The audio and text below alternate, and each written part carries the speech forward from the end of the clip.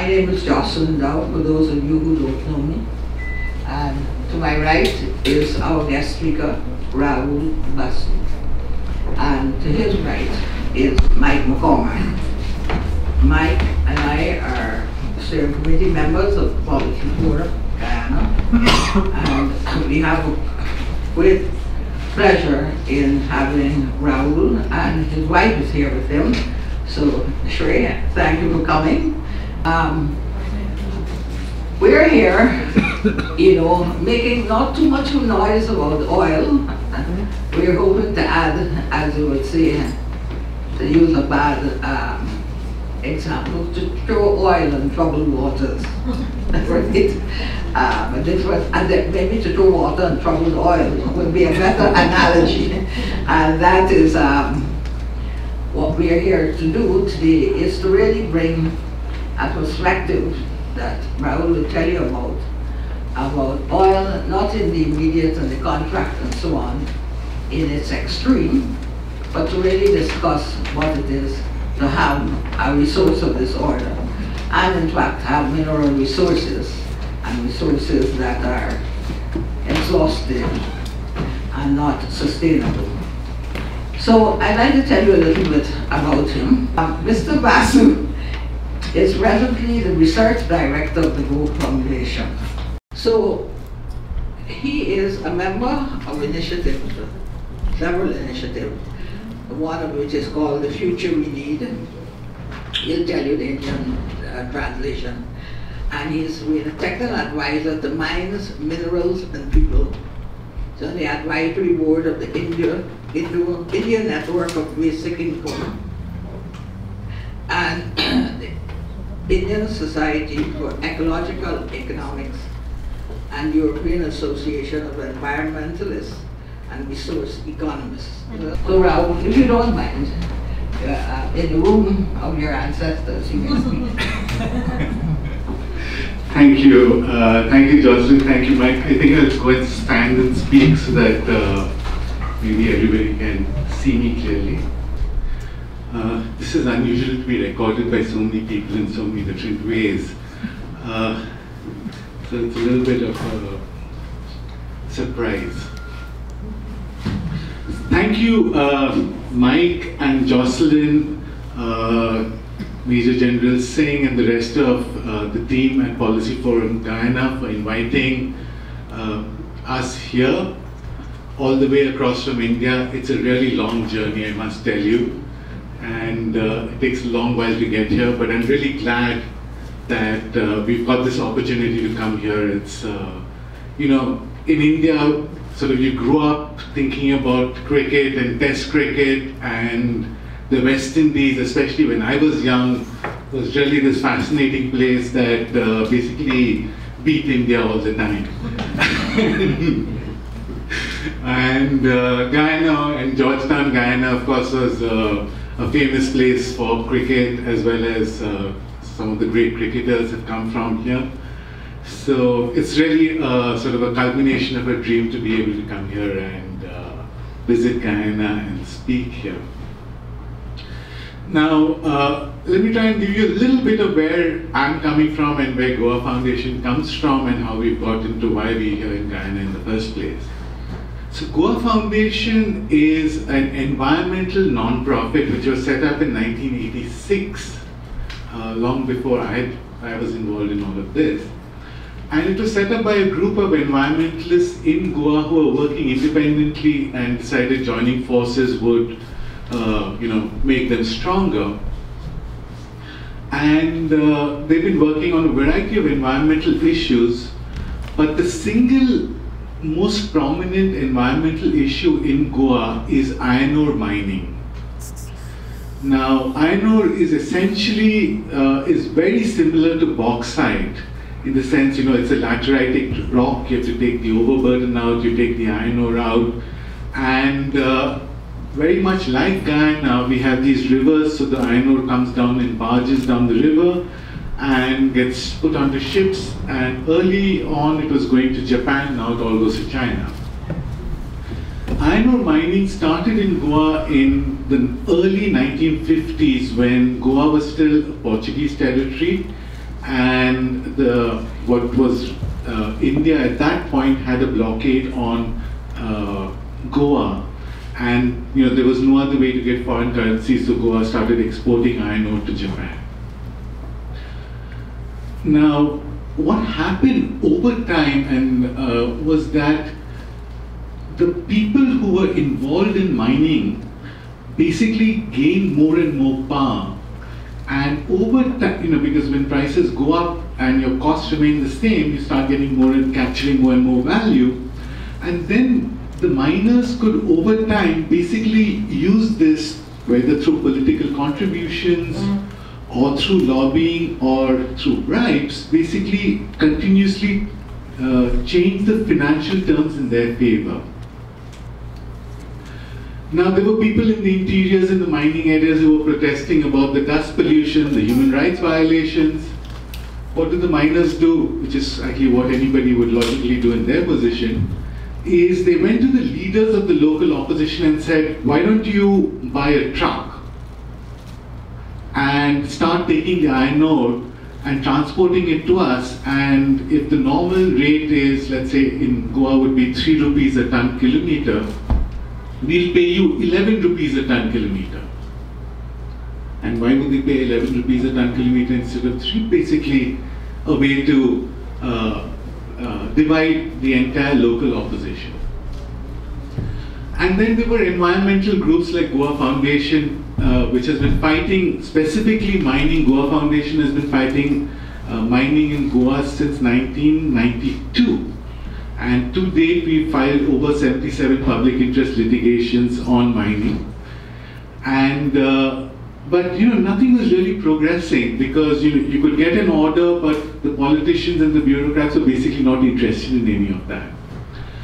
And worse still, when you went to the public, so in Goa there was a group of people who were benefiting from mining, a small group, and there was another small group who were opposed to mining because of the human rights or the environmental impacts or the corruption impacts.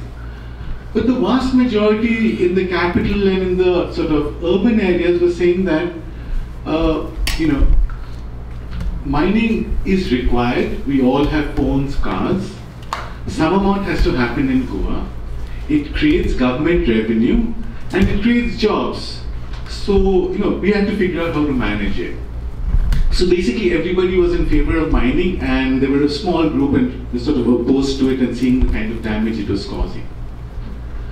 Now, Shreya and I moved to Goa in 2008, and soon enough we realized that that this whole cycle was happening, and the miners were basically controlling the politicians. The politicians in turn at the time of elections promised a whole bunch of freebies, and in some cases actually provided alcohol or direct money to the voters, and the politicians got elected. Now civil society could make any demand, whether it was on mining or on environment or on human rights or better roads. The politicians turned around and said, we are democratically elected. We represent the will of the people. What we do is correct, and you civil society have no legitimacy. Please sit down and shut up. So seeing that dynamic, it didn't matter what cause you were actually interested in, because the answer was the same. They were democratically elected, and they represented the will of the people, and until something like that could be changed, we really didn't have so much of a voice. So I joined up, I looked around and figured that the only way to stop this is to actually stop the flow of money coming out of the mining, and which is creating this entire system of corruption. Looked around, Goa Foundation was clearly the most effective non-profit in Goa, and started volunteering with them. Now, because of the huge amount of this agitation in Goa, the government of India had appointed a commission of inquiry to look into the whole issues of iron ore mining. It was headed by a retired Supreme Court judge, Justice Shah. And when his report came out in 2012, really all hell broke loose. Because what he said was, or what the report said was, that every single iron ore mine, for us it's all iron ore mining, every single iron ore mine was violating the law. Every single law was being violated by one or more mines, and that this could only happen by collusion of the miners, the politicians, the bureaucrats, and that the entire administration of the state had collapsed.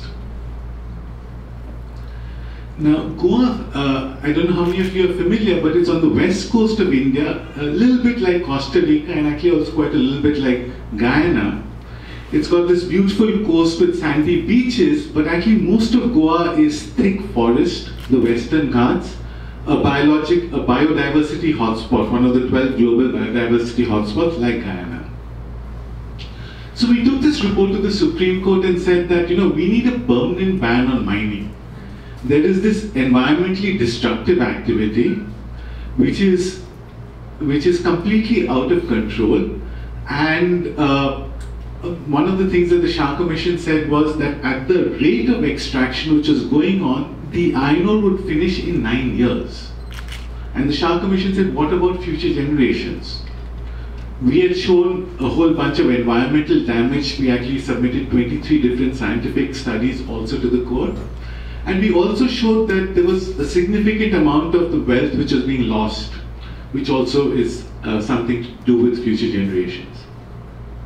So we asked for a total ban on mining, and there are precedents in India. Now the politicians came back and said, you cannot have a ban on mining because 20% of the population of Goa are dependent on mining, and if you put a ban on mining, there will be riots on the streets, and Supreme Court, you will be responsible. So the Supreme Court didn't want to be responsible for riots in the street. So they said, okay, we have said intergenerational equity is a part of right to life. How do we implement intergenerational equity? So we were really puzzled, what is intergenerational equity? So our lawyer said, okay, instead of extracting over 9 years, suppose we extract over 100 years. So it's not finished in our generation, it finishes over 3 generations. Supreme Court turned around and said, what about the 101st year? There will be future generations. So they set up a committee. We went back and started looking at stuff and trying to figure out what is this thing about. Now, intergenerational equity turns out to be a really, really simple idea. In a nutshell, it is whatever we inherit, we must make sure our children and future generations inherit that. At least that much. Ideally, we will leave a legacy. We will give them something beyond what we actually inherited. And consider what happens if a family or a society does not follow this rule. If the first generation takes away, let's say, 10% of what is inherited, and each generation takes, a cut in a sense, soon enough there's nothing left. You have bankruptcy. And if you think about it, what is going on today with the climate, sort of the climate disaster that's going on, is essentially the same. We had a low carbon atmosphere, we had a pristine ocean, and what we're doing is, destroying it with really not a care for the future generations. So this principle turns out to be actually quite a pivotal and important principle. But it's good, the principle is good. What are we supposed to do about it? How do we implement this thing? So there are a couple of strands in the literature. One comes from environmental economics. Another one comes from basically just mainstream economics. And the mainstream economics bit is what I'm really going to talk about today, but we can discuss the environmental bit later. The mainstream economics is something called Hartwick's Rule, which essentially says the same thing. You can look it up, but in effect it says the same thing. And the World Bank actually has done a lot of work on this, and most of our ideas comes actually from the World Bank and the IMF. So I should give credit right up front. This is their ideas, but they actually don't recommend it in most places so far. That's the unfortunate truth. So let me explain how we think about intergenerational equity.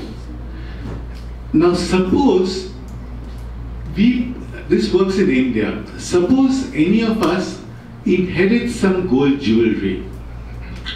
In India, it is culturally clearly understood that if you inherit something from your parents, you have to make sure your children inherit that.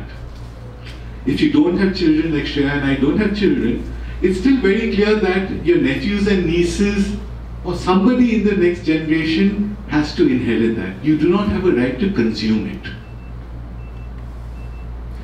Now gold jewelry, how do you keep it for the next generation? You can, hide it away in your house, dig a hole in the garden, or you can take a bank locker and you have to pay a sort of a monthly or an annual rent. So you're thinking, I'm keeping this for future generations, but it's either a headache or a cost. So let me sell this gold and buy a piece of land. As long as I keep the land properly, I can consume the income. My child will get the land, they can consume the income, and it can go through generations. Now so how does this translate into mining and minerals? And actually I should answer the first question out here, who really owns the oil or who really owns minerals? So when you think about intergenerational equity, who has inherited the mineral? That's the first question, right? Because that is the entity who's responsible for making sure future generations receives the mineral. So we went into the Constitution of India, and it turns out in India it's slightly different from many places. It is the states and not the national government which is the main owner of the mineral. But beyond that, there are two other steps. The state is only a trustee. It is actually not an owner as a proprietor. The state is a trustee for the people and future generations. So, and if you think about it clearly, then what's happening is that if the state is a trustee for the people and future generations, the people today are in turn only custodians or stewards over this inheritance for future generations. So who really owns the minerals? Not the state, not the people, it is the future generations who are the true owners. But unfortunately, future generations don't have a voice. So we came up with a simple way to explain this. 5 basic principles, it's out there, and let me show it on the screen.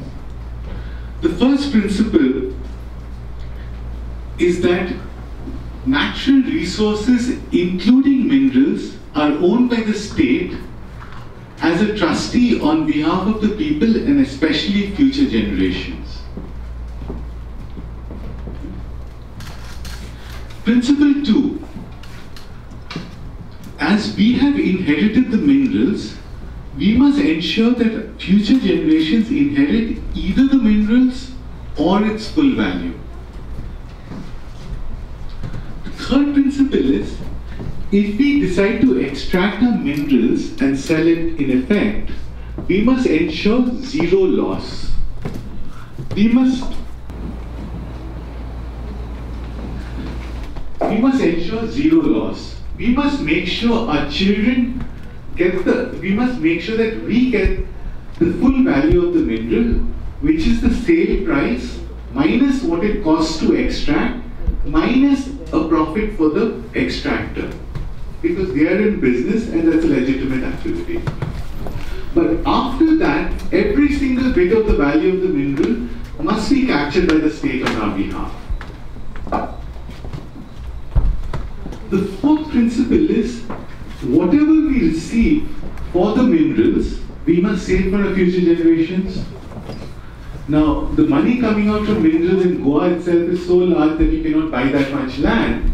So what we have recommended is a Norway kind of fund, a big mutual fund, again owned by the state in trust for the people and future generations. And a fifth principle is that We own the mineral, we own the fund created from the minerals, we own the income of the fund. Distributed equally to everybody today as a citizen's dividend, a right of ownership. So let me just go through quickly because this is really the most important part of the presentation. The 5 principles are: the state owns minerals in trust for the people and future generations. Since we've inherited the minerals, we must make sure that our children inherit either the minerals or its full value. If we extract the minerals and sell them, we must ensure we get the full value of the minerals, which is the sale price minus the cost of extraction and a profit for the extractor.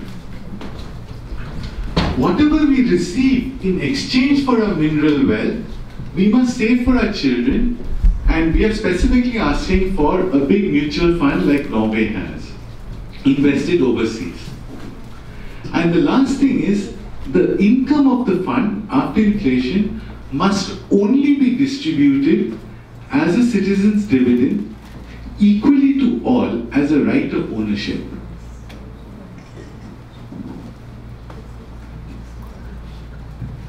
So this is in a nutshell how intergenerational equity can be implemented for the mineral value. Sorry.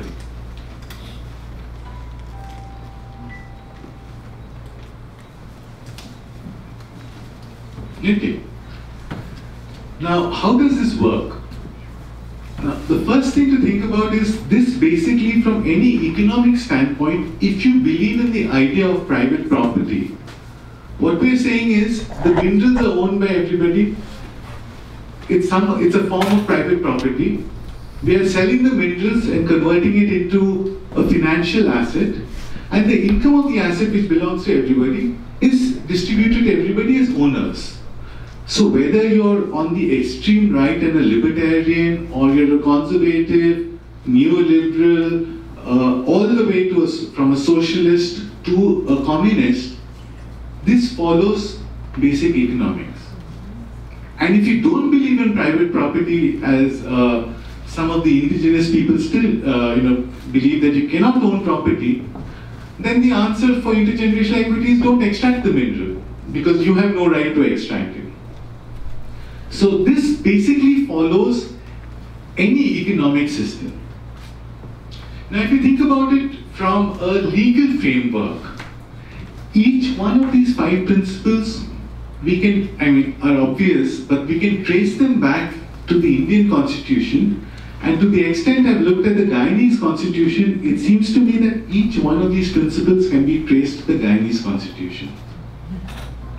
Which means that the government and the laws of Guyana have to follow these principles, because the laws cannot override the Constitution. The Constitution is supreme.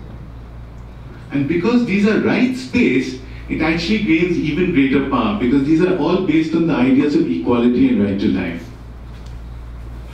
If you think about it from an ethical standpoint, what are we saying? Everybody today is treated equally, and everybody across generations are treated equally.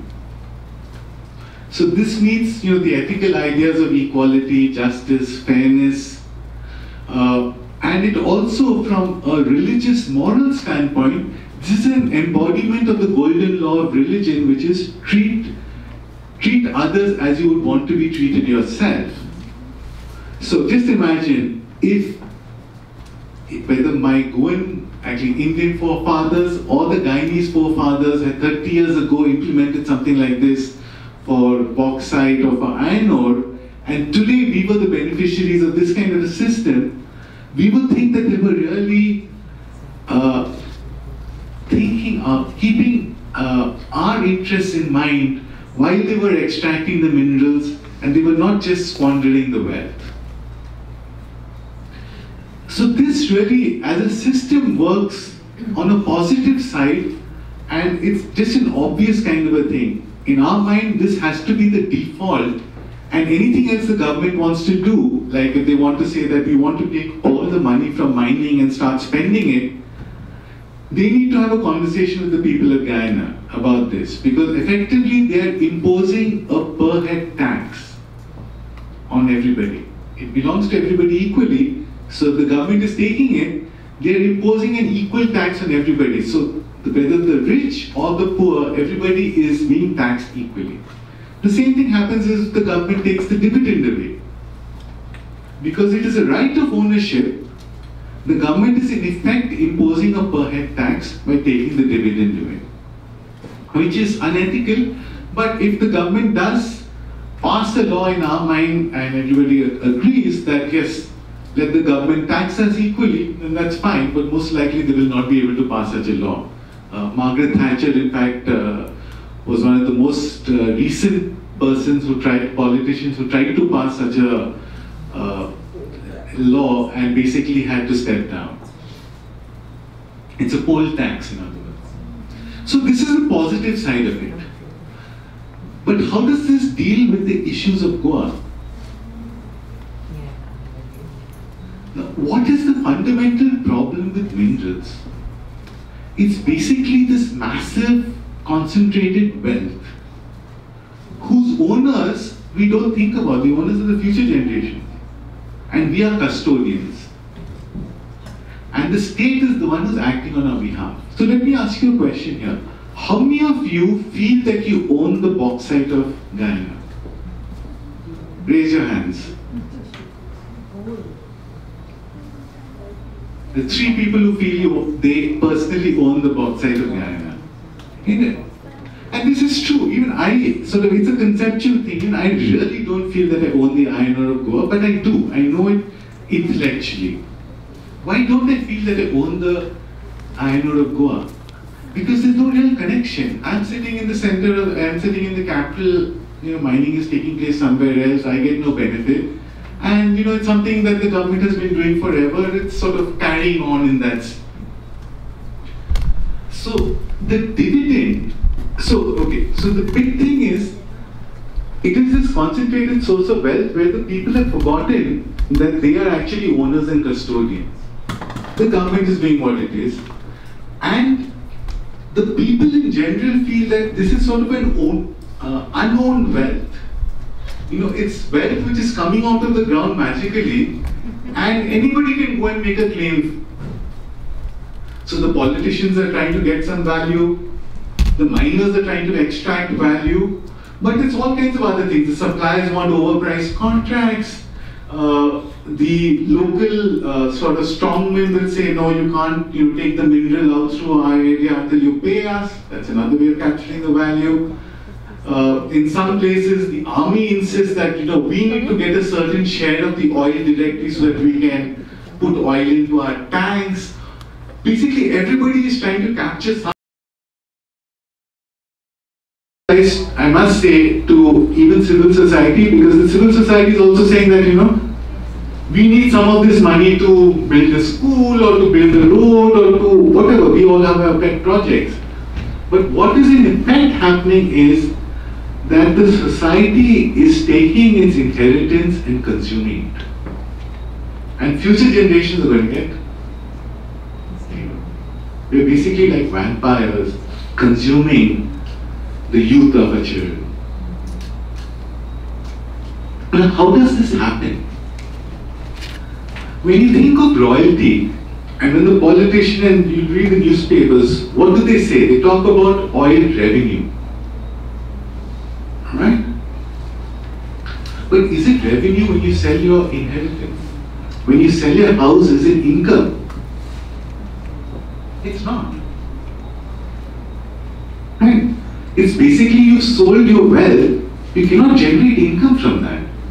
Because then you just keep on selling everything off and then there's nothing left.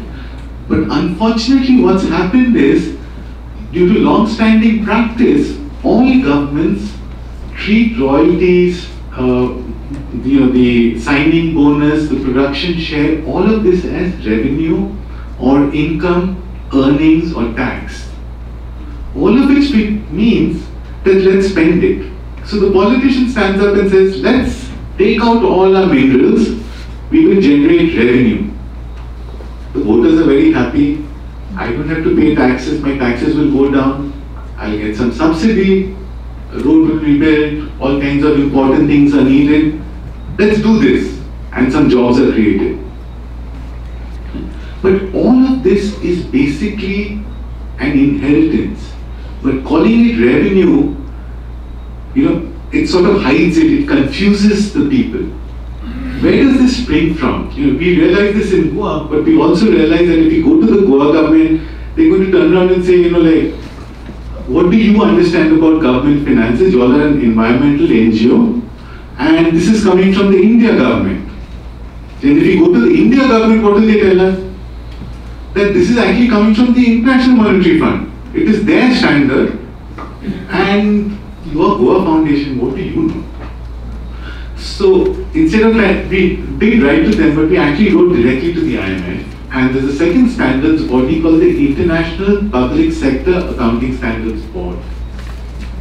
And we explained to them that, what's happening is, this sounds like a minor issue, but if you actually think it through, if politicians can stand up and say, let's extract minerals because we're going to get revenue, the voters will support it.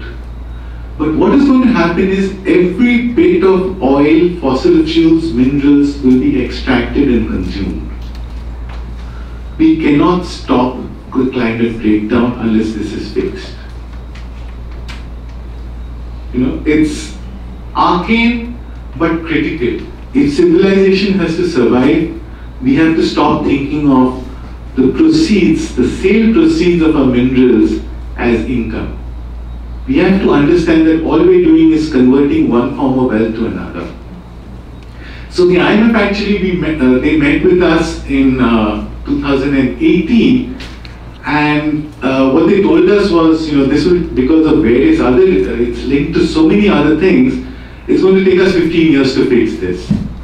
But we have to start sometime, and we might as well start now. The other standards body, the International Public Sector Accounting Standards Board, has now started work on a new standard for natural resources, again to fix this problem. So this is where the problem is arising from. We think of it as revenue. We're happy to have larger and larger amounts coming out, but what's happening is we're consuming a wealth, and the other part which is happening is that what is not understood is that we are selling a mineral for a large loss, and this loss is being captured, and the people who are capturing that money are gaining power. And then we have this entire cycle of the resource curves. So, how do these 5 principles try and fix that? The most important of the 5 principles actually is the last one, the dividend. The purpose of the dividend is to link the individual, every single person, to the dividend, the minerals, and the fund. It gives them an interest in sort of looking at all of this, and it also connects them to their duty to protect this inheritance for future generations. So once the dividend starts, now then everybody starts becoming a watchdog to see, what has happened to my, has somebody taken some of the value from the mineral, because that means I get less of the dividend, and my children are going to get less of the inheritance. Everybody starts becoming a watchdog. Because it is equal, and everybody benefits equally, and it's not that, we're saying that, only some, however you decide, some disadvantaged groups get the benefit. Because it's equal, politics, politicians cannot do a divide and rule. They cannot say that, I will give some benefit to, let's say, women's rights and senior rights, and that's enough for me to get my votes. And then after the elections goes, then, they're elected, then they do whatever they want. Because everybody is treated equally, it creates a certain amount of solidarity, and it becomes difficult for the politicians to do a divide and rule. So this is the fundamental, critical point of protecting the wealth. Without the dividend, there is really no way to protect the wealth, because people are just not interested in and see that connection. The zero loss is very important then, because what's going to happen is, what we've seen in Goa at least is that we extracted, this is sort of normalized, we extracted minerals of 170. The cost of extraction was 60 and the reasonable profit was 10. So 70 was the entire cost of extraction. So 170 minus 70, 100 was the value. Now I've just normalized it to get to 100. I know we can talk about the exact numbers, but 100 was the value. Of that 100, under the legal system, and I'm not talking, this is nothing was illegal, this is as per the annual reports of the mining company. The state of Goa as owner was getting less than 5. So we were basically selling our wealth to the miners, something worth 100 for 5. Now if you were the miner on the other side, it's like, you'd know that if the people found out, they would be held to pay, this thing would stop. So they go in and extract the minerals as quickly as possible, and anybody who comes in the way, whether it's the tiger, the tribal, or the tree, all of them become anti-development and anti-national. Right? And it gets steamrolled. So the zero loss is important, along with the oversight of the people, to make sure that the miners are getting a fair return, but they're not getting an excessive return, because once they start getting an excessive return, the incentives and high return, and they can use a little bit to ride the system and corrupt the system. And the last thing is, if the politicians sort of get the money, again they will promise to do good things, and some good things will happen. But a lot of bad things we have seen around the world do happen when oil money especially is captured by politicians. There are enormous number of examples. A good example, you can look at Trinidad and Tobago as well as Venezuela right next to you. Equatorial Guinea, I think, is actually a good comparison for Guyana as a Singapore. Singapore has no oil. Equatorial Guinea is about a country about the same size on the other side of the Atlantic. Equatorial Guinea has the highest per capita income in all of Africa. Rich. They also have the highest poverty rate in all of Africa. How does that happen? They have a dictator who takes all the money. They've got a little elite who are in the whole system. They get a lot of arms and they completely dominate the people. The people are almost enslaved. Let me give you a different example of what can go wrong.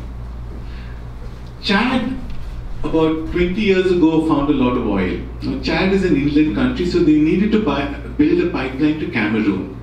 They didn't have money, they went to the World Bank. The World Bank said, okay, good, we'll give you money, but you must promise a system where you set up a fund, very much like Guyana. All the money from oil will go into the fund, and a little bit will come out for you to spend all of that. Well and good.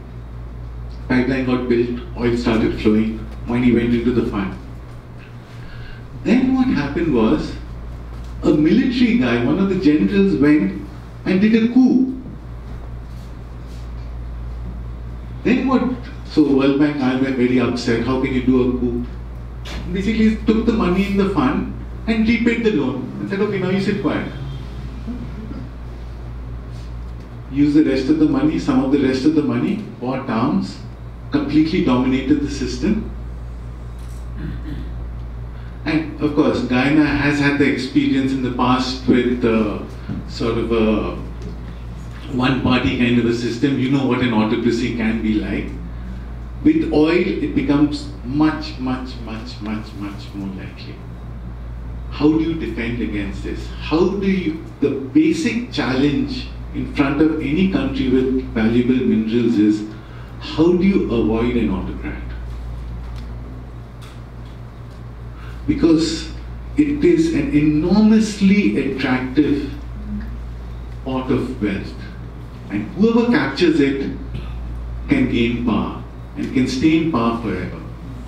until all of that money is consumed. So let me stop here, and I'm sure there'll be lots of questions, but fundamentally we believe that if the only ethical way and the only way to avoid the resource curse is to adopt our 5 principles. We have to understand that natural resources, including minerals, are a shared inheritance.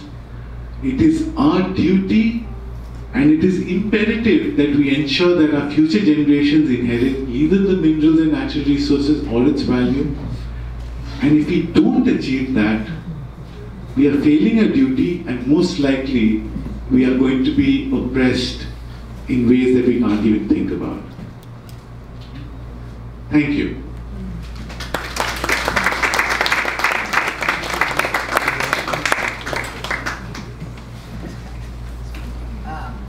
Thank you. The floor is open for questions and comments. Yes. If you care to give us your name, please do. Thank you, Madam. Okay. Yeah, I know it's being recorded, so.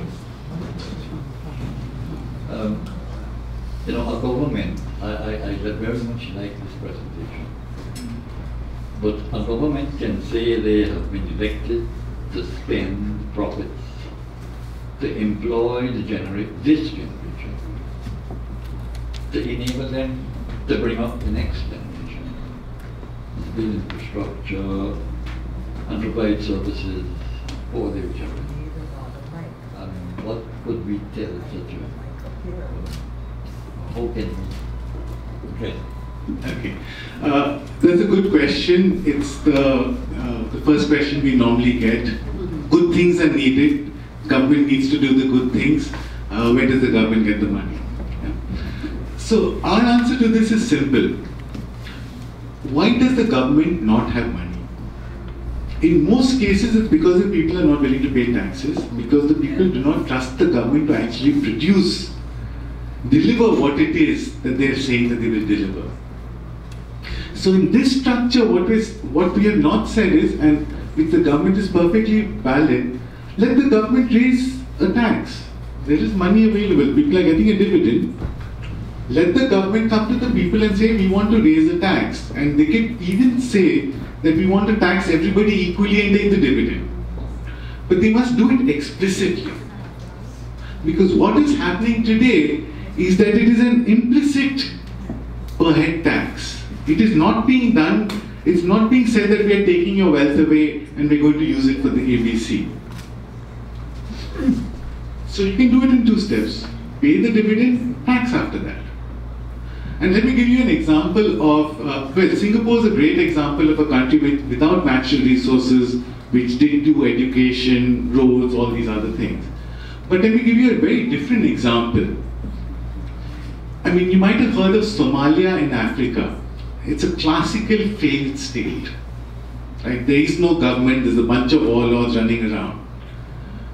Within Somalia, there is an area called Somaliland, which is a breakaway of Somalia, but because Somalia doesn't really have a government, Somaliland isn't even recognized by any country in the world.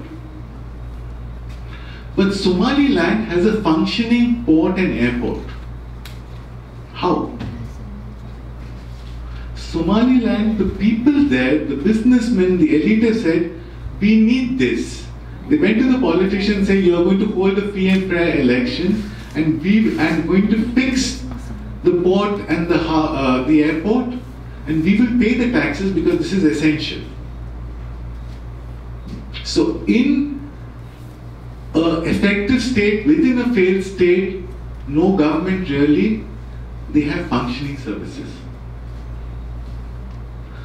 In my view, in India and whether it's in Goa or Guyana and most parts of the world, non-delivery of services is a function of the state will and to deliver services.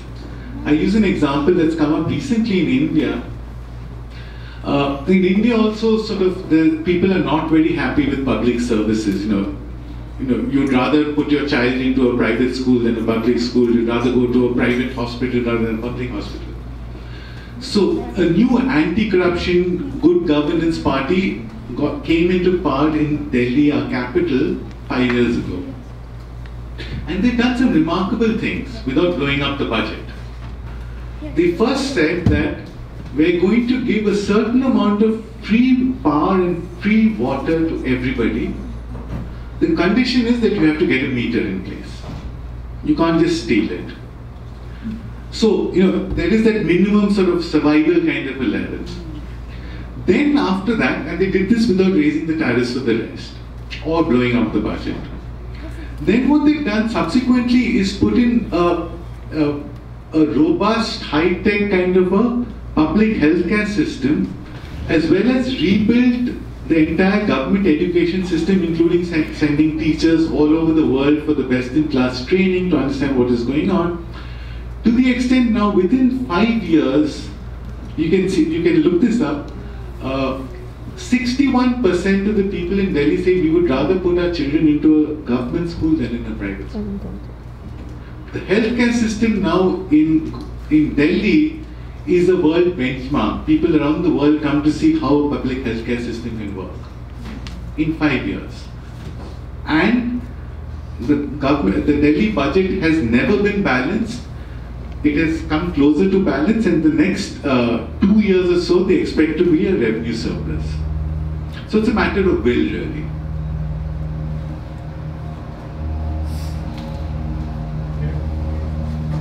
I'm trying to get another mic. Yeah, go ahead.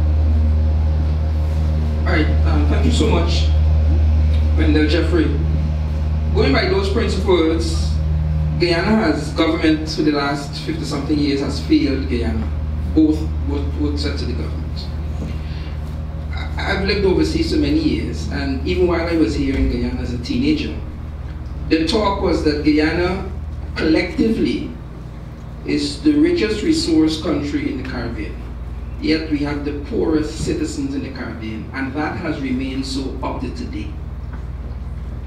Both sets of the governments have failed Guyana miserably.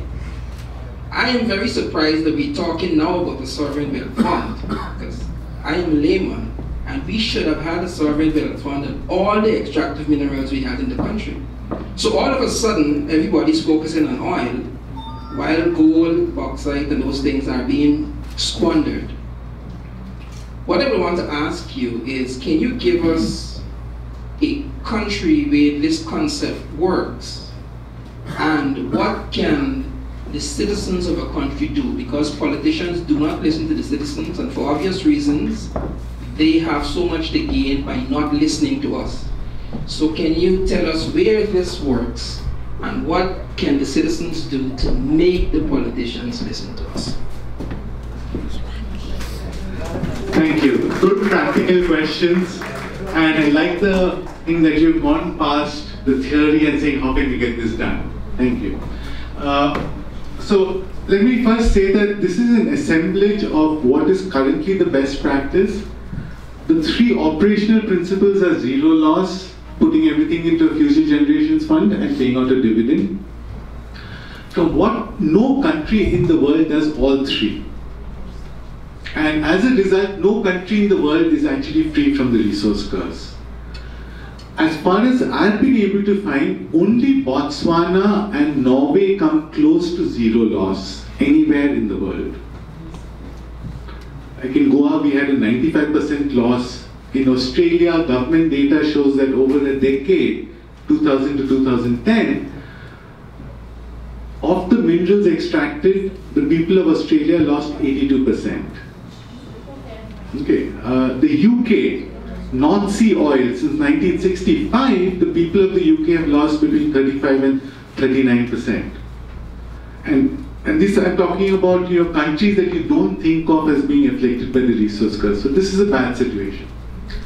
Norway is the sort of considered the exemplar because they save all the money in the Future Generations Fund, and they actually also do nearly a zero loss, but most people don't know that.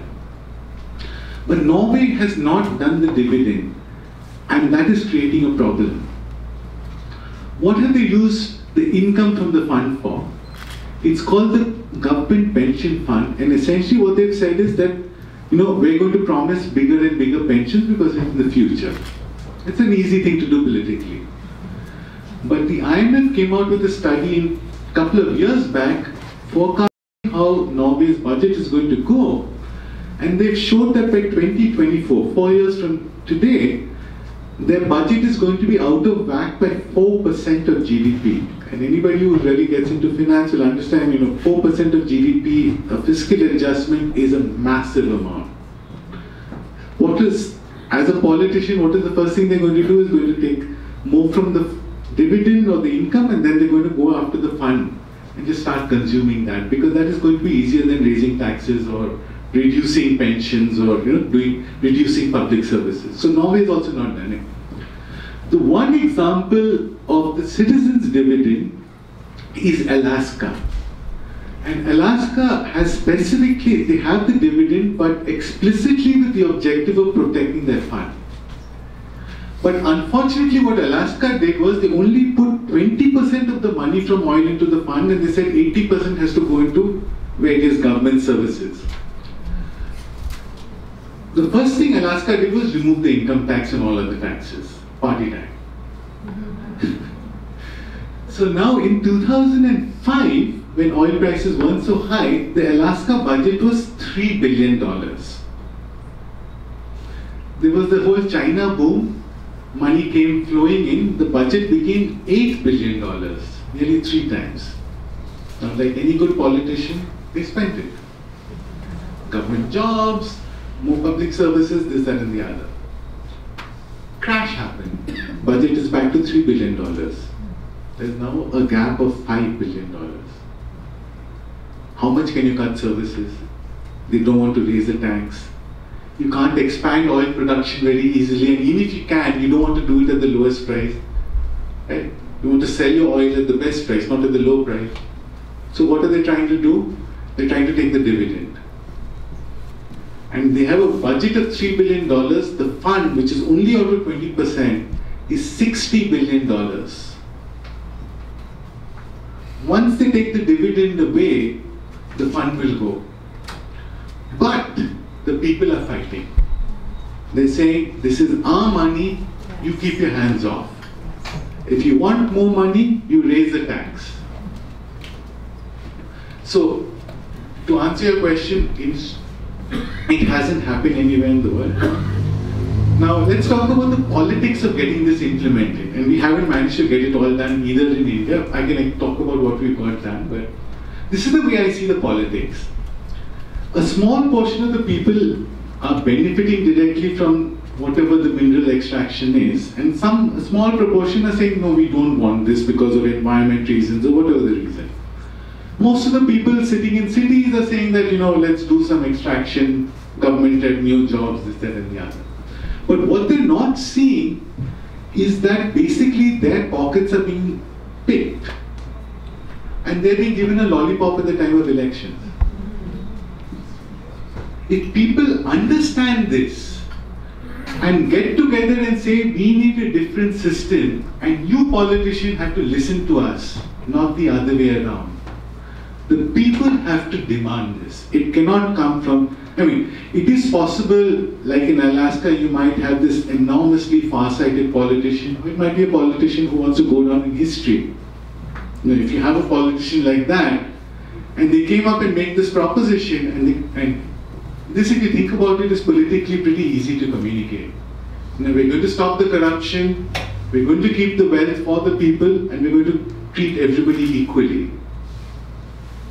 A far-sighted politician can sell this, but at the same time, it is something that the people have to demand. It is your right, and it is your duty to demand it.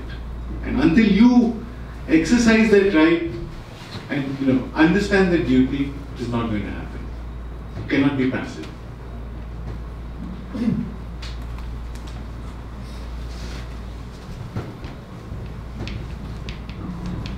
Durga, thank you so much for giving the whole oil perspective a more philosophical approach. We live in a different hemisphere, so we have to deal with, while I do respect all of what you've said. There, in the United Nations, about 2 years ago, they started with this people first concept with 16 norms, which people like in this hemisphere have to comply with if you want to develop your country, and you want to make sure that the future generations will benefit. So we often hear that with the oil money we have to create because oil will finish one day. So we have to create a sustainable economy, and a lot of us here are more looking at the Dubai concept and that sort of thing where the oil money was properly used. The unfortunate thing is that we don't have a good king here. So it boils down to the leaders, and you have so perfectly explained what the leaders can do with us. So looking at the country I live in, I'm very happy to see that our population apparently is doing everything you have said they should be doing. And that is why in this election coming up, we have, instead of 2 parties competing, 11 parties competing. So that says it all. That says it all. So we are very much aware of what is happening. But it is, I feel, with all due respect, is the ghost is much bigger than that. Because we have economic hitmen walking around. We have Exxon, which overnight lost 185 billion worth of their stocks. Guyana is, at this moment, as I see it, one of the few countries can help them prop it up back, so the profits have to be high. We have to deal with offshore companies, and I was shocked to see that a lot of the population, and again education, thought offshore is drilling the oil offshore. Now I'm talking about offshore companies and tax havens and so forth, where the minute anybody starts a company in a tax haven means 2 things. You're going to steal from the source, and you're going to steal from the taxpayers where you go. While we have the anti-money laundering law here, Exxon is exempt. Again, it takes us back to our leaders. Do we have good leaders? And having good leaders, hopefully the 2nd of March will hopefully change that or adjust that, or in the process of doing that. So thank you so much for the more philosophical way of how you have visited. Thank you so much. Thank you. I can just wish you all the best with the elections and your leaders. I do want to just read out something, because you mentioned Dubai as a model. The IMF came out with a report today. Okay, and let me just, and this is about all the Gulf countries. So we're talking about Bahrain, Kuwait, Oman, Qatar, UAE, and Saudi. At the current fiscal stance, the region's financial wealth could be depleted by 2034. In 14 years, basically they're saying the entire region is going to be bankrupt. May I just make one statement? They said 20 years ago, they said China would crumble. So I don't know what to think of the IMF. So, yeah, but see, the basic thing is they're taking their oil and they're consuming it. They will be bankrupt. I mean, that's pretty obvious. So I it's not. respectfully disagree. Okay, fair enough. We can take it up with the IMF. But in terms of a sustainable model, when I look at it from Goa, for me, Costa Rica is really the model I look at. Costa Rica is so forward that like nearly 70, 80 years ago, they disbanded the army. About 15, 20 years ago, they said we will not have any metallic mining, whether it is copper, gold, bauxite, iron ore, because of the way it damages the ecosystem. And the entire economy today basically runs on ecotourism. Now, Goa is a highly biodiverse area, where about 2/3 of the geographic area is under forest. And to me, that is really a more sustainable model. Leave the iron ore in the ground for future generations, they can deal with it. I mean, that is a possibility. But having said that, from whatever I've seen in Guyana, there's nobody who's talking about this entire system. There are people talking about taking the money from the oil and distributing some of it directly and various other things. There's somebody saying that they're going to make everybody a shareholder in an oil company and sort of do things like that. I mean, if you really think it through, I don't think any of those work. And I really think this is the only thing, having seen the entire world of experience, this is the only thing that has a chance. And even this is not certain. There's a lady out there who has a hand. We haven't had any women. Yeah? Discrimination.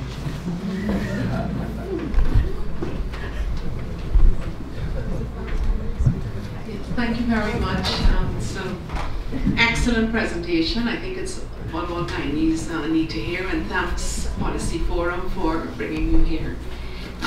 In Guyana, talking about our wealth and resources, and let's look at gold, which is a reality. Oil is still not a reality in terms of money coming to us, and God knows how long it will take after Exxon eats it all up. But where we have gold going on, in all of those communities where gold is being mined, they are some of the most,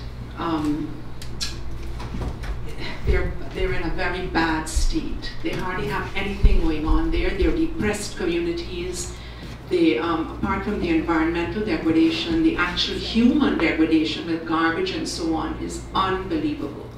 So it begs the question, and thank God in a way the oil is not on our land, because it's a very messy business and it would despoil those communities extremely quickly. But it's just a point in fact that we have all this gold. People say it's what is buoying our economy up. But where the gold is being mined, those communities and those regions or sub-districts are in a very bad way. So it's, again, I am saying this because I'm very interested in the dividends part. And I know you've explained and explained, and you said it's not working anywhere exactly as it should. But can you give us a bit more insight into how dividends would work? Because we have been talking in Guyana about some level of household payments. We have been talking, as Baral and them saying, shareholding company.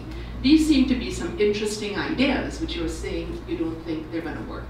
What do you think will work in terms of dividends? And just to end, in forestry in Brazil, in the Amazon Brazil, where direct dividends to communities are working is through the forest.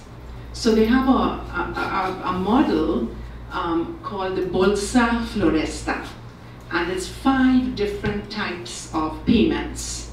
One for the enterprises in the community, one for the local government, one for this, and so on and so on. Everybody in that area who wants to join that has to sign a pledge that they will look after a part of their forest.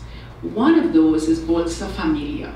And the women in the households are given a card, and every month they take the card to the little ATM near to where their town is, and they draw a small amount of money that keeps the family finances going, specifically school, health, and that kind of thing.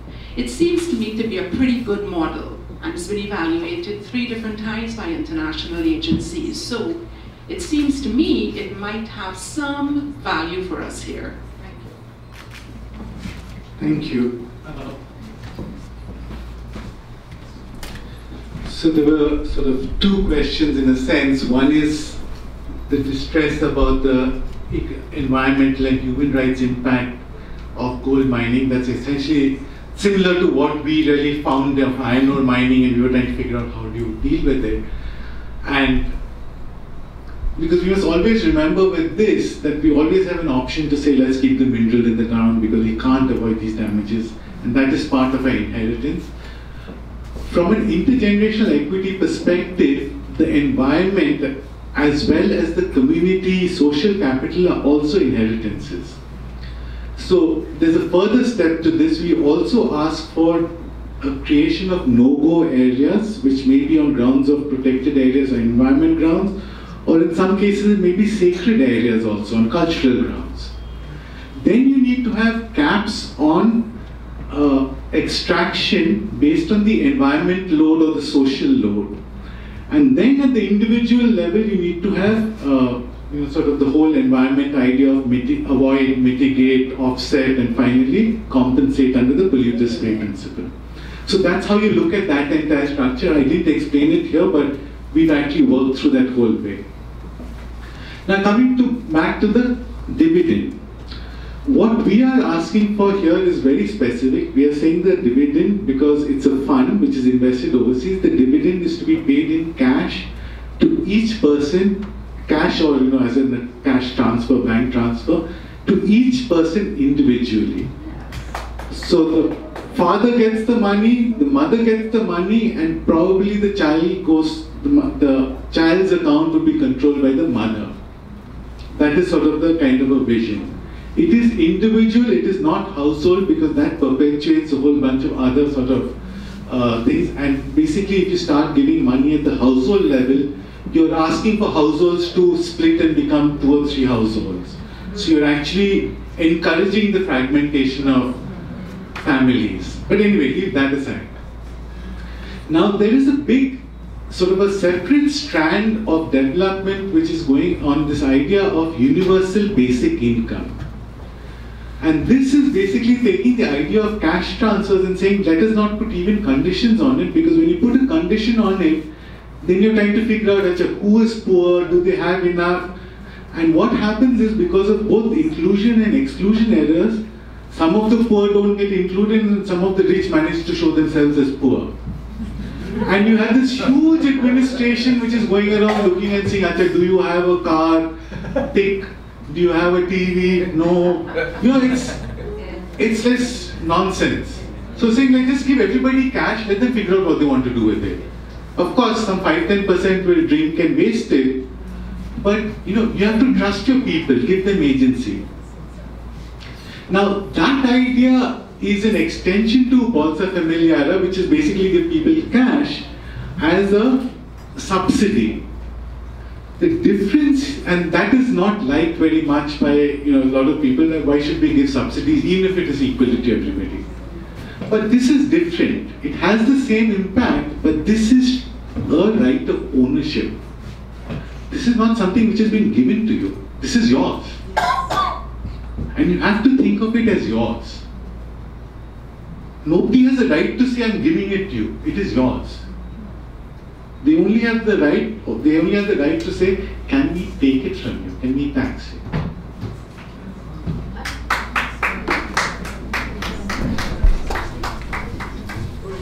Thank you. Just a quick follow-up to that question. How would the money be distributed, and is there any consideration for persons in the diaspora? Or just persons living within the country?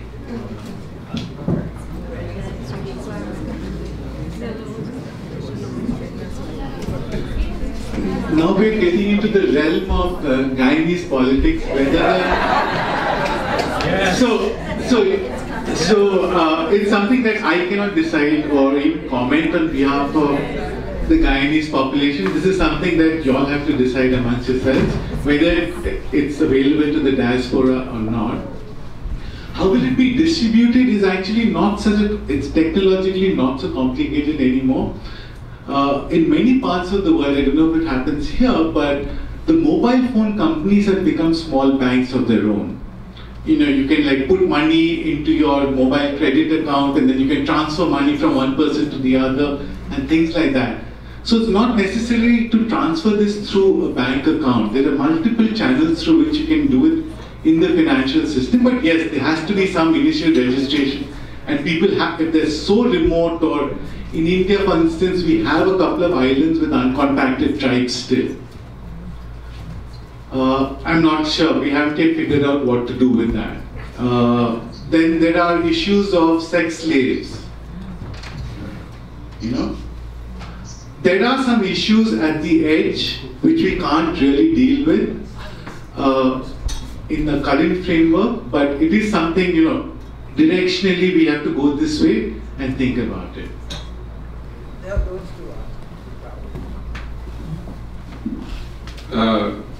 I want to refer to your reference to the risk of autocracy, and I want to, when you mentioned Somalia and Equatorial Guinea and with the coup, I want to know if you, to what extent do you recognize the risk of the people who we don't see as instigating below the surface?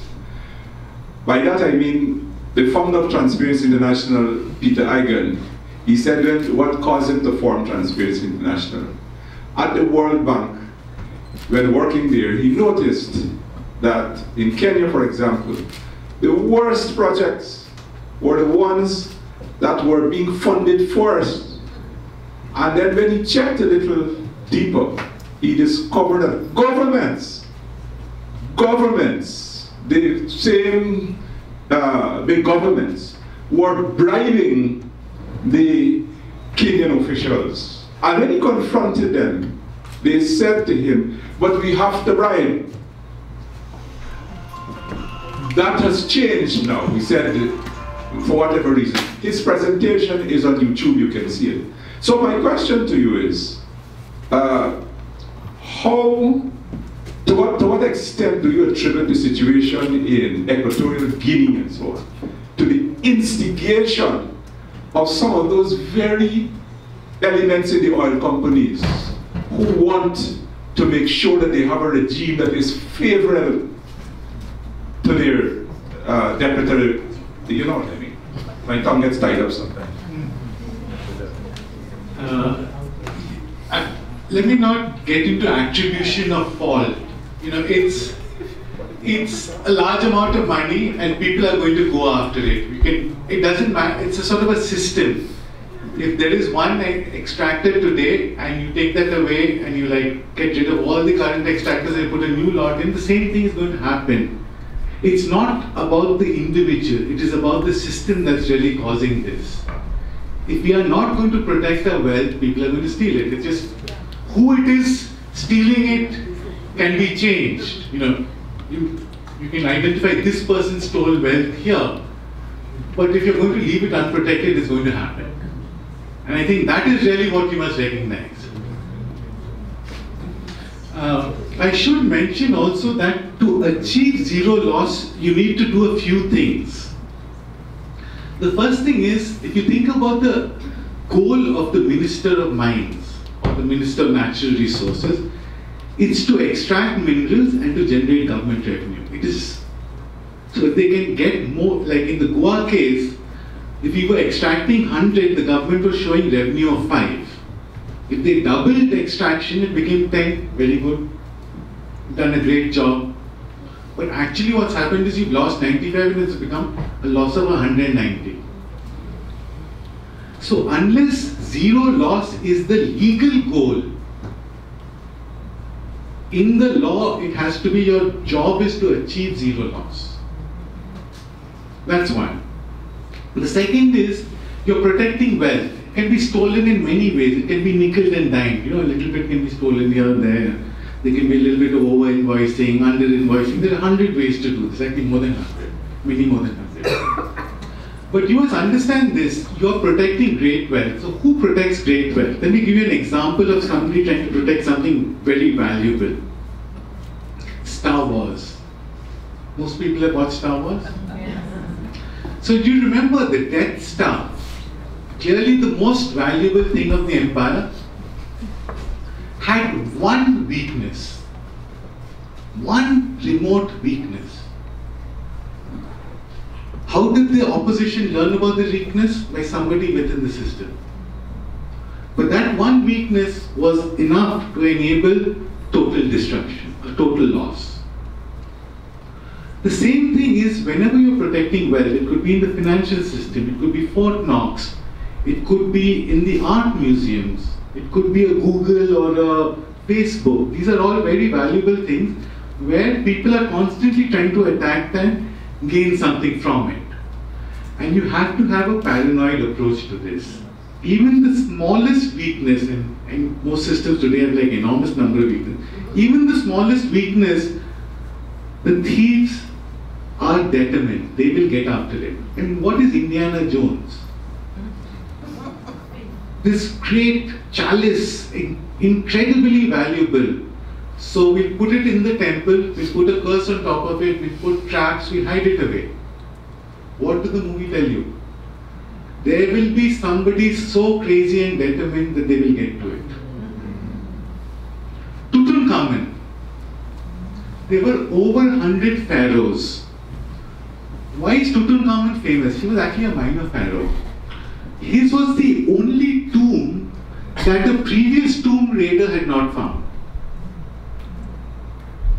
That's the only reason he was famous. The remaining 99 plus pharaohs were buried with great wealth that was stolen. The thieves are very determined. And it doesn't matter, the pharaohs didn't think about Exxon or whatever. They're going to come for it because this fund has to exist in perpetuity. So you need to have a high security mineral supply chain. You need whistleblower protection and rewards. You need what I call fit and proper person test. Now suppose somebody has stolen money and has been found guilty. Would you allow that person to work in a bank?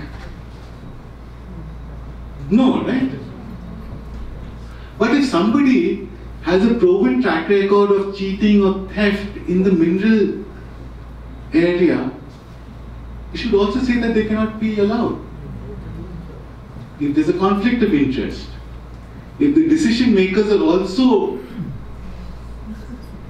involved in the extraction process, there's a conflict of interest. They have to be excluded from the process. So you need to implement what's called fit and proper person test. This applies in many sectors, but financial sector, and integrity due diligence more generally.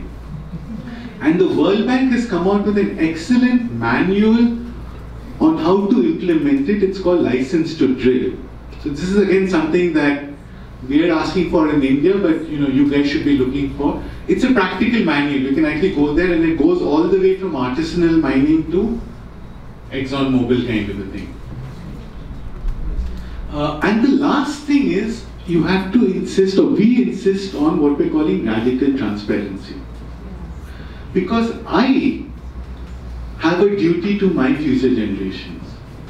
So how do I ensure that I have fulfilled my duty to future generations? I need access to all the information. So we're asking for information to be available real time as open data free of cost. As it happens in India, we have a very powerful Right to Information Act. So, like for instance, I can write a letter, pay the equivalent of 20 cents, US dollar cents. I'm sorry, I can't convert to Guyanese dollars so easily. So 20 cents, and then I, for instance, got the bank statement. We have a fund like this now in Goa under judicial order. I can get the entire bank statement for the payment of, again, about 3 cents a page of Xeroxing. And I've got it. So I can get every single transaction. I can check, in fact, it's supposed to be online, I can see the position of every truck and barge carrying iron ore, under what trip sheet authorization. All of this has to be demanded. It is not going to come easy.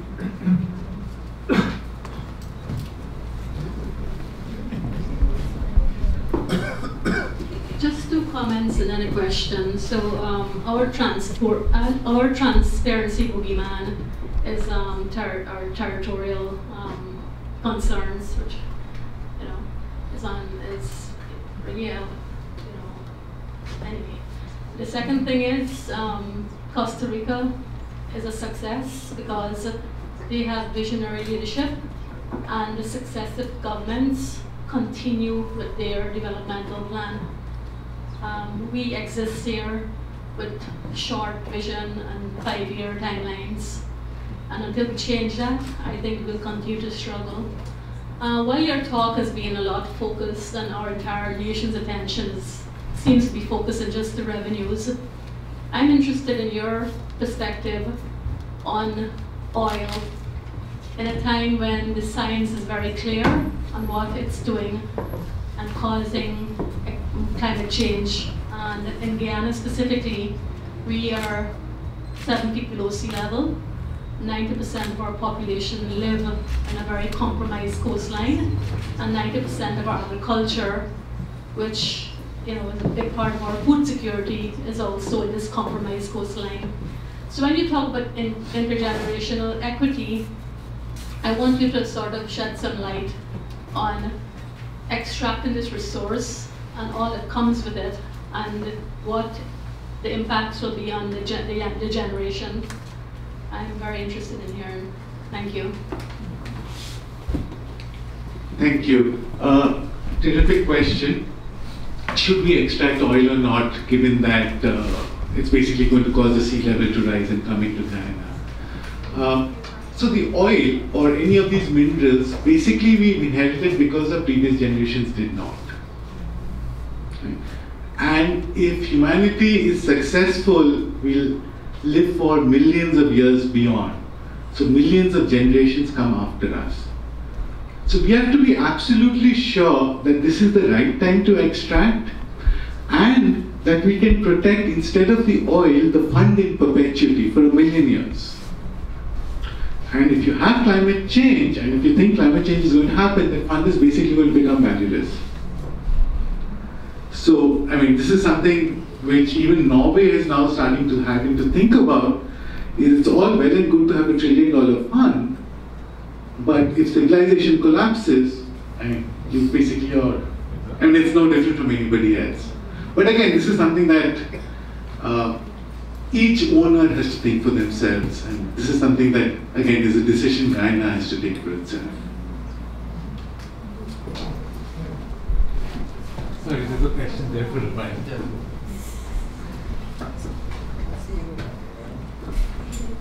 Yeah, good evening everyone, Lachman Dindial here, I'm activist. Well, it's kind of a request on behalf of, not on behalf, sorry, for Policy Forum to do, since they normally bring speakers from across the world. If there are two persons should come in the future, is Vandana Shiva, he's from India, yes. Navdanya, and John Perkins, the Confession of Economic Hitman guy. Spoke about. We have economic advances why in this country. Our people in this country, especially young people, I don't think they're educated to that extent as to know what is going on in the international political arena, where John Perkins self-confesses that these institutions like IMF and the World Bank and so forth organize huge loans to countries, to our world countries, with huge interest that they know that they can't pay back. And in the long haul, they go back to those countries who has resources like Guyana and say to the president at the end of the day, listen, you owe us a big piece of meat. So sell your resources real cheap to us. And if you don't do that, we have the gun in this hand and we have the military in this hand, or the jackals. And we have seen presidents around this world for years who stand up and say the resources must benefit the people of the country. They were overthrown and put in and they were supported by dictatorship, or they were assassinated. I can give you a list of names. Sankara, Patrice Lumumba, Mohamed Mossadegh of Iran, Salvador Allende of Chile, Arbenz of Guatemala, and so on. And the list can go on. So, and a revolution is currently going on in the world. It's happening in France, Hong Kong, Chile, and other countries, right? Many other countries. We know how to do it, but what can Policy Forum, you, and other people within this organization, environmentalists and so, can link Guyana with these other countries that are revolting against the type of government, as you say, autocratic? What can we do to link up with this revolution? Yeah, that's the real elephant in the room. What you're talking about, I should just give a few more examples that you may not be so aware of. El Salvador basically took a loan from China, and when they found they couldn't pay, they basically are having to take one of the most biodiverse areas on the planet and start doing oil drilling to repay the loan. I read in the newspaper a few days ago that now there's all kinds of people coming into Guyana with all kinds of schemes. Why don't you build this? We'll give you a loan. why don't you do that, you know? Basically, like, if you were a salesperson or a con man, where would you go, where the money is? Right, and they're all coming here. And there is the further geopolitical complication. So, Goa Foundation is the NGO, but we realized very quickly that we cannot achieve any of this through just litigation in the courts. So, in Goa, we set up the Goenchi Mati movement, it means the Goan earth, to create a people's movement, which is now going to sort of ask and demand this. But we realized soon enough that Goa as an outlier is not going to achieve so much. So the idea of the future we need is for it to be a global movement to ask for the implementation of intergenerational equity across the planet as a critical issue, as a way to implement this, and in a way to start dealing with these whole geopolitical kind of considerations. But one of the things I would say very strongly, and you brought it up properly, is try to avoid taking loans. Do not do pre-sales of your wealth, you know, because a loan is effectively, you know, you borrow money against it. Like, there's another arcane example of Kazakhstan. They did all of this, created a fund. The banks started borrowing money from overseas and funded a housing boom. Then the housing boom at some point stopped. The banks had to repay loans overseas. They couldn't repay the loans. What did the government do? The fund. There are many ways you can lose this wealth. Really many ways. In some ways it's, I think, always back to Gods Must Be Crazy, a different movie. I don't know if you've ever seen this. The Coca-Cola bottle comes into a people who have never had something hard. You know, it's a very peculiar community, but they never. So it was this one hard thing that they could use for a million things. But what happened is people started fighting amongst each other. And they finally concluded that it's better that they don't have this thing. So in a sense, I would submit that you may have been better off being Singapore without gold, oil, bauxite, diamonds. Think about it. Switzerland, Korea, Taiwan, Japan. There are many examples of successful countries without resources. People, our resources. Okay, yeah. I'll come back for seconds. Thank you. Good night, Joe Singh. Thank you, Rahul, for an excellent presentation. I don't believe that there is anyone who would have any dispute with the hand and the 5 principles which you've set out. I'm more interested in the operationalizing of this, and I wondered if you could share and give us some insight into how in Goa, with about 40 million people, you were able to communicate this idea so that they are confident with what is being proposed, that you had agreements at a political level, which is a problem we have, and that as governments change, they throw the baby with the bathwater, so we start all over again. And then from a technical standpoint, because I see a whole host of variables. It's not just about the goal, but the price of the goal. And how do you cap that? And what are the other minerals that are extracted, which we have not been utilizing? Copper, granite, etc. And then after you invest the money, the dividend is variable because it depends on world market prices of oil and gold, etc. How are you able to do this, and in what length of time? So if you were to have a template, which I would respectfully recommend could complement your presentation, then that how you were able to operationalize this, and what model in terms of finances, communication, and stuff like that. Thank you. Okay, I'll be honest, we haven't got this in Goa. So we are learning as we go. We've, the Goenchi Mati movement, so we have a situation somewhat similar to Guyana. We have 2 parties. It's not ethnic as it seems to be out here. It's a little bit more right-wing, left-wing kind of a divide. But both of them were benefiting from mining.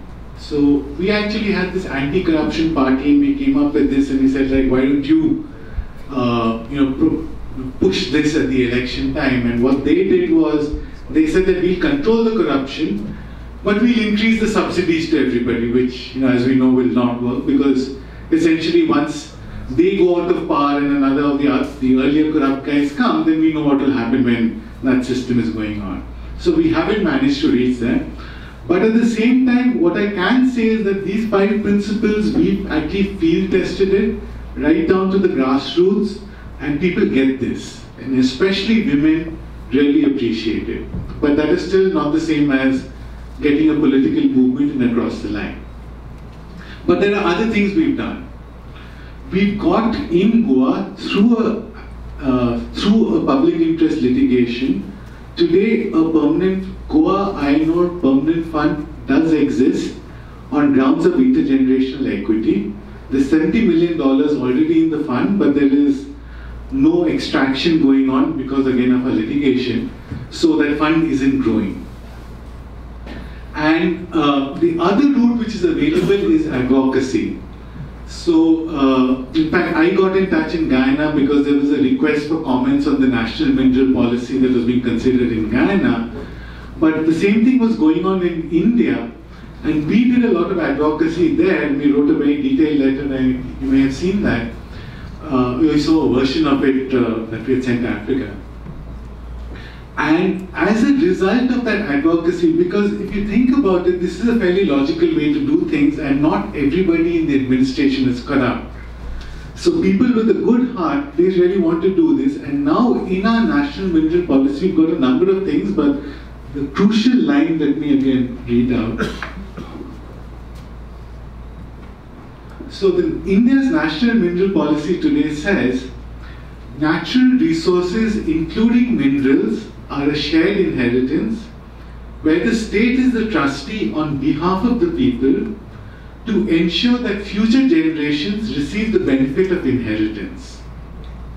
So I'll read it again. Natural resources, including minerals, are a shared inheritance where the state is the trustee on behalf of the people to ensure future generations receive the benefit of inheritance. State governments will endeavor to ensure that the full value of the extracted minerals is received by the state.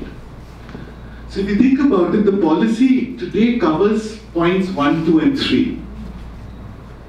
In Goa, we already have the fund.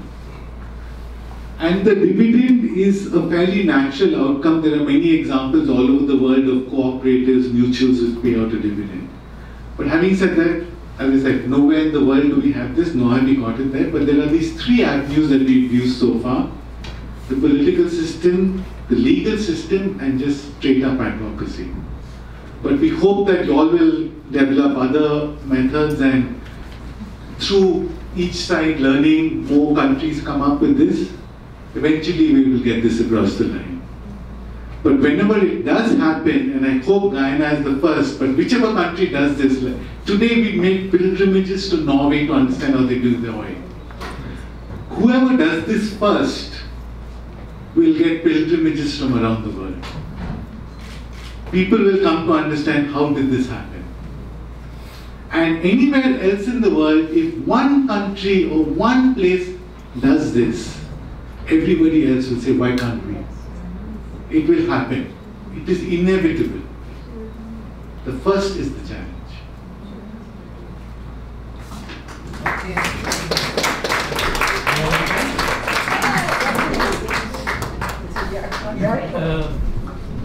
So we happen to be fortunate that many countries went before us.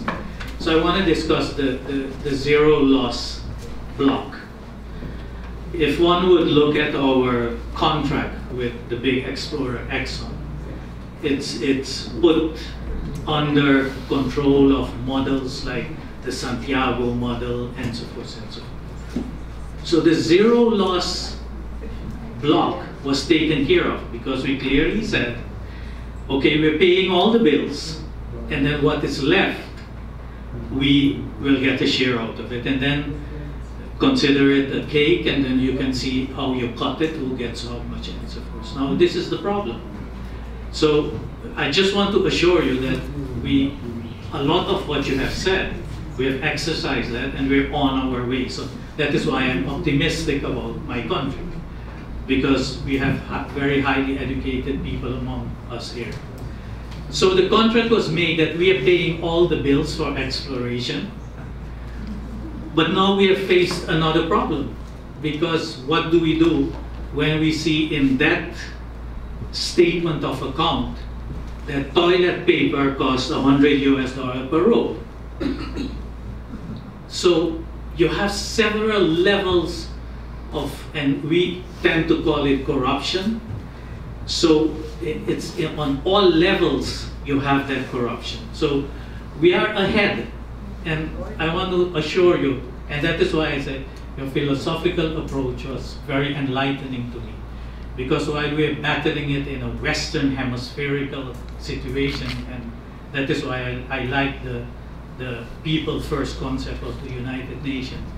That block, zero loss, I totally agree with you, most important, because then you know how you can cut the cake.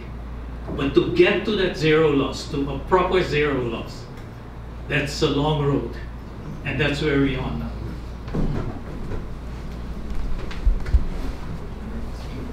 So, yeah, zero loss is easier said than done, and there, as I said, many ways. In fact, Publish Pay Canada has a report which is called Many Ways to Lose $1 Billion.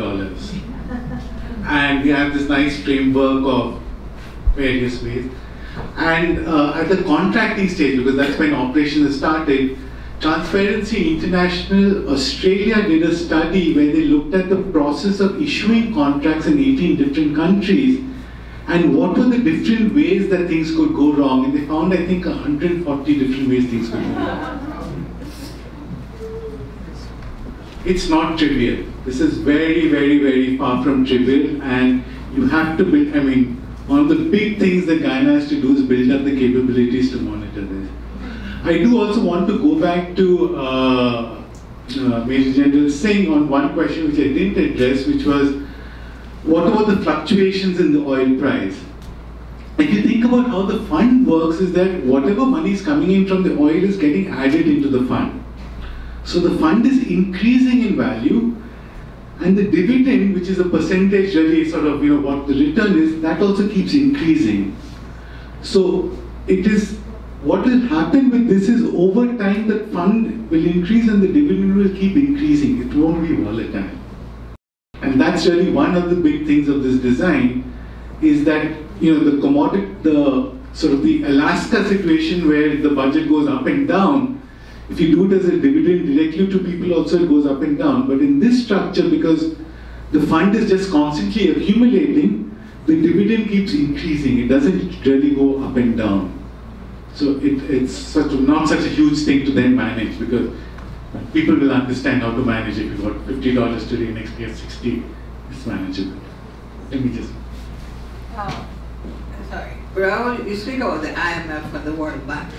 Well, it's like counterintuitive to suggest that they are suggesting anything that is good for people in all parts of the world, right? We have suffered from structural adjustment, and we suffer from all of these mantras of the Washington Consensus in particular, right? So to find theoretical allies is interesting, and that is what I thought was interesting about your presentation to the donors. And perhaps you could talk a little bit about where people can see that information, the rents and riches and so on, so that people could seek out some more about what are the background documents as they leave here that they could, refer to. Okay, that's useful. So this work, there are two pieces of World Bank work which is very important. The first one is, it's currently called the Changing Wealth of Nations, and it's gone through, I think it's in its 4th iteration. It was earlier, Where is the Wealth of Nations, Adjusted Wealth of Nations. It's gone through a few names, but now it is known as the Changing Wealth of Nations. The 2018 was the last report, and the next one is coming up. And there the basic analysis is like this. if you've taken out a certain amount of minerals, has that actually been saved or consumed? And it doesn't just look at that, it also looks at things like pollution and how you're compensating. And what they found is very interesting. I mean, one of the things they found was that in every country where minerals was more than 15% of GDP, and this is sort of when you look at college revenue, any country where minerals was more than 15% of GDP, their aggregate wealth was declining. Any country in the world. The other thing they found, which is also quite stark, in 2008, I think 2011 report, the analysis to 2008 was that if Nigeria, Gabon, and your neighbors Trinidad and Tobago had followed this idea of saving whatever they take from the oil, they would be per head as wealthy as South Korea. South Korea, Trinidad and Tobago. They're not, right? That is the lost opportunity. So the Changing Wealth of Nations reports is one important thing. The other one which is really important, and it's again not very well looked at, or it's sort of hidden somewhere, is a report called Rents to Riches. Rents is the economic term for the value of the mineral. So you get the mineral out, it creates rents, and then how do you convert that to become rich? And the interesting thing about this report is it is a directly political report. They look at 4 different kinds of political situations, from authoritarian to other things, and in each situation they look at the different stages in extraction. You have extraction and then you have the saving, and they divide it up a little bit more. And they look at what is the political situation, how do you actually implement this? So, and I think Diana and we fall into a similar category, but if you're in a even more authoritarian kind of a country like a China or a US, how do you do this? So these were 2 really, really fundamental reports in our work. And having said that, the future we need, our website is still not very good, but there's a lot of work which has been written on this on the website called Medium. I don't know if you heard of it, medium.com, and look for the future we need. The handle is @the future we need. And there's a bunch of articles. The very first one is a full summary. It's called What is the Future We Need? And it goes into a lot of detail, but it provides links to a million other things also. So you can follow that go deeper and deeper and deeper. Thank you again. As a layman looking at the Guyana situation, I think that we would need some kind of an agreement, an arrangement, given the oil. Of course, I'm very concerned that we've wasted and downplayed our other resources. But given this newfound suspected wealth of oil, I think that Guyana, the leading parties in Guyana, have to come up with an agreement for them to manage. Because as you listed the countries with the resource course, they're countries that the international communities have been able to divide the politicians and the people. We have 2 major parties in Guyana, both of whom can satisfactorily be accused of corruption. And these investors are better at this game around the world. And if any one party wins the next election, it is very likely that we will suffer the resource cost because they'll be able to corrupt one of the parties. Now for me, I would rather, and this is strange as a pastor, but I would rather the money is stolen by us than for it to be stolen by the investors. True. So we have accused corrupt people in our 2 parties. Let them steal our money and fight against the people stealing it from the outside.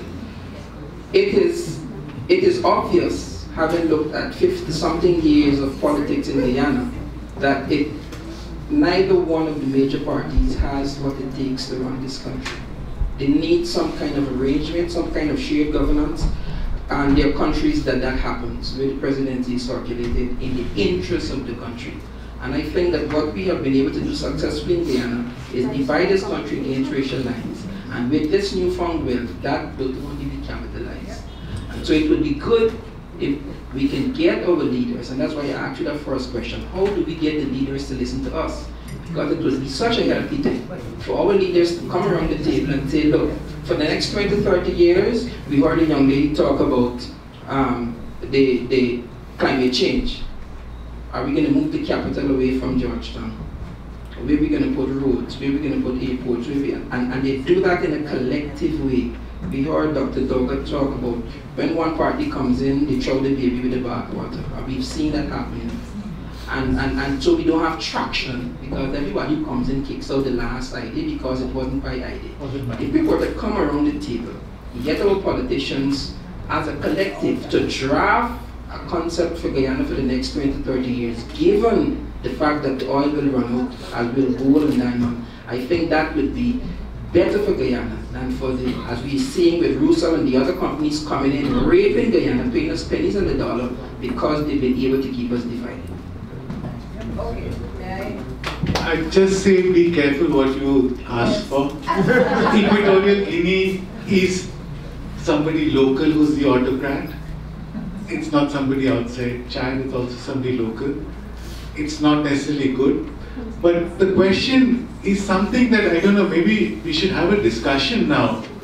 I mean, should everybody call up your local politician and say, we want this, we heard this idea? Or what we tried in Goa was to come up with our own manifesto, which we said, this is what we want as the people, and we asked the various political parties to sign up to that. It was partly successful, 2 or 3 parties took it up. Maybe you have, invite all 11 parties into a room and say, this is what we want. Who all are going to sign up? Only the ones who sign up will we vote for. But you have to have enough votes at the back to support that. I don't know. You guys are local. You have to figure out what are the ways. There are many ways one have to do this, but would you like to have a discussion? I mean, not now. Okay. Well, thank you all for being here. Raoul is, of course, staying here. So those of you who want to really get down to brass tacks could find him. I thank you so much. Let me get rise to my feet. Yes, thanks very much for coming, both of you. And I think that this will certainly set us into the direction that has been, I think, in a sense, emotive for many of us in Guyana. We want things to be better. We want our resources to be secure. We want to make sure that we don't mess up anymore. And we want to make sure we get a fair deal in and out of Guyana, from those externally and those internally. Maybe the fact that $184 million was lost today by Exxon in share value, there may be some pressure on how it is we can bring some global anxiety to bear about those of us who are going to be at their drill, so to speak. But I think that it's important. The young man mentioned Vanda and Shiva and quite a few things. We do have some other resources, and I'll make a little plug for them here. They're standing free and tall, and we must remember those two, the forests, right? So we have minerals and we have forests, and both are important. I think if we were actually, Raoul, if we did a full cost accounting of gold, we will see that there is an enormous sum, several, maybe as much as $70 billion has been lost in gold mining. And perhaps we should start by doing a full cost accounting of what exists as well. So that when we speak to those Guyanese who have been working here with no sense, not only of future generation, but even the present generation, and fair play and fair pay. So that I think we have a task before us, and I hope that this hand, you know, we have a saying in you don't know this kind of saying, that hand wash hand, make hand come clean, right? So that maybe we can begin to see our hands and use that proverb that is part of our history to think about how it is. It has been a real part of what it is. You have to wash our hands in a really important sense. So I'll ask Mike to talk a little bit, to give a little buzz about Policy Forum and what it is we've done and about your trip here and how it came about. It was a little dicey for us coming in the middle of all this stuff with oil, because when it was planned we did not anticipate all the buzz, but it's good in a way that you've come in a sense at the hottest time and the discussion, so that there is another perspective. And I thank you very much for that. And Sherry for coming, and I'm hoping she is herself doing something very good. She's a textile designer, and she's been meeting with young students, I hope, at the Borough School. So thank you both, and I'll just hand you over to Mike a bit to talk about our stuff.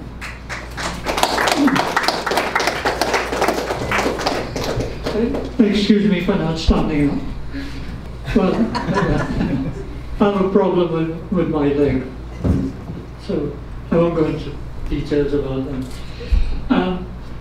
I don't intend to say much about Policy Forum, but before doing that, I'd really first like to thank Rahul and Priya, but Rahul in particular, for coming.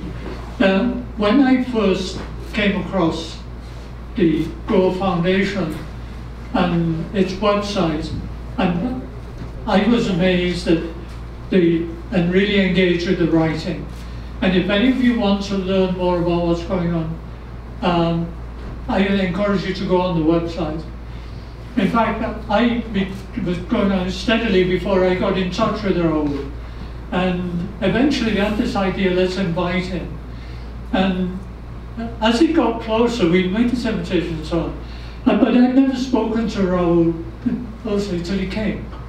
And I began to think, well, he's really a great writer, but I wonder if, what he's going to be like when for public lectures. Well, we now know not only can he write, he can talk. And I thought tonight was an amazing example of how a good speaker can generate such a breadth of questions. I was really impressed with this. Policy Forum is a grouping of NGOs that really came into existence after the last elections, focusing on electoral accountability, financial accountability, and environmental accountability. That was the idea when we came together. In practice, we've tended to focus on environmental, more so than although they're starting to converge with oil. Tonight's discussion was particularly interesting in the extent to which you have to get into the economics of it, as well as to understand part of the environmental impact. And I thought Rahul was brilliant in making economics understandable to anyone. You didn't need a background in economics to understand the key way he put this over. I'm supposed to be trained in economics, and it blows me stiff moment. So I had a renewed interest as a result tonight. So thank you all for coming. I would like to introduce you, which I failed to do, and to thank you, of course, Mike did. But I'm going to ask Benita, who is part of our Policy Forum staff and the great activists, to talk about what they, and introduce the rest of the team. Hi, good evening, everyone. So I'd like to acknowledge the contributions of Ms. Shamaka Felix, who is currently a communications officer, the young lady in the blue, as well as assisting in planning this project. And I'd also like to thank Whitney Semple, who is dressed in red and black at the front. And then you have Ms. Anna Isaacs at the back, and Siobhan is Trader Financial Officer. And special thanks to Catholic Media, who's also streaming this live. So we have Romeo and Miss Anne-Marie. Thank you very much. And thank you, Dennis, for being here. Them are our waves. NCN is there? And NCN, sorry. My apologies, gentlemen. Right, thank you so much for coming, an officer. It's good to see an officer that's one of these things, so thank you.